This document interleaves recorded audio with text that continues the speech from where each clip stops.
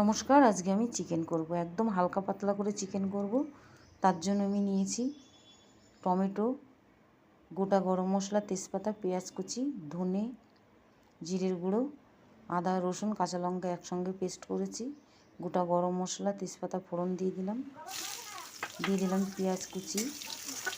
পেঁয়াজটা একটু ভাজা ভাজা হয়ে গেলে আদা, রসুন, কাঁচা লঙ্কা একসঙ্গে বেটেছি, দিয়ে দিলাম নুন, হলুদ, দিয়ে দিলাম টমেটো, আর একটু কষিয়ে নেব।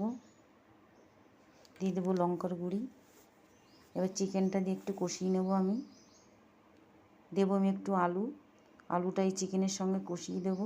আলু আমি ভাজিনি, এইভাবে চিকেনের সঙ্গে কষিয়ে দিলে আলুটা খেতে খুব ভালো হয়, আলুর মধ্যে সব কিছু ঢুকে যায়। এবার দিয়ে দিলাম গরম জল। চিকেন হয়ে গেছে, আমি একটু গরম মশলা ছড়িয়ে নামিয়ে নেব। ভিডিওটা ভালো লাগলে লাইক, কমেন্ট, শেয়ার করে দিও।